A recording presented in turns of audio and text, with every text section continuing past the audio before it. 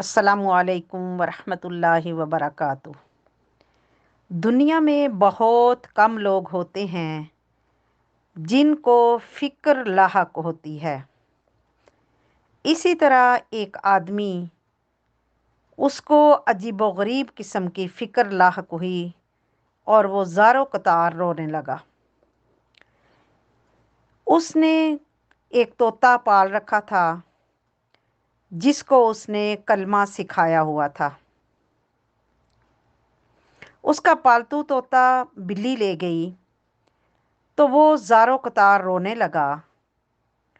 لوگوں نے اسے کہا کہ آپ اتنا زاروں قطار مت روئیں، آپ اتنے پریشان مت ہوں، کوئی بات نہیں، آپ دوسرا طوطا خرید لینا۔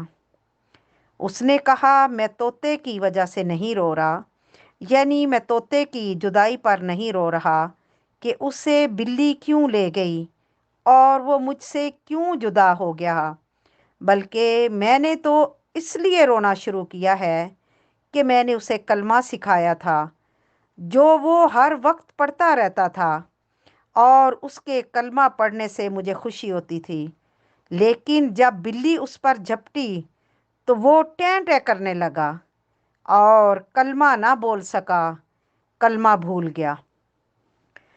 مجھے یہ فکر ہے کہ کلمہ تو میں بھی پڑھتا ہوں، کہیں ایسا نہ ہو جب موت مجھ پر جھپٹے تو کہیں میں کلمہ نہ بھول جاؤں۔ ہائے افسوس کہ ایسی فکر ہم سب کو ہونی چاہیے۔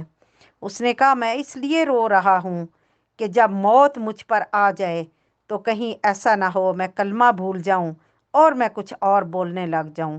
اللہ تعالیٰ سے دعا ہے کہ اللہ تعالیٰ مرتے وقت ہماری زبانوں پر کلمہ جاری اور ساری فرمائے اور ہماری زندگی میں بھی ہمیں کلمے کا ورد نصیب فرمائے، اور مرتے وقت تو بہت ہی ضروری ہے کہ اللہ تعالیٰ ہماری زبانوں پر اس کلمے کو جاری اور ساری فرما دے، کیونکہ اگر ہم دنیا میں کلمہ پڑھتے رہیں گے، ہماری زبان پر جاری اور ساری ہوگا زندگی میں، تو انشاءاللہ مرتے وقت بھی کلمہ ہماری زبانوں پر ضرور جاری اور ساری ہوگا۔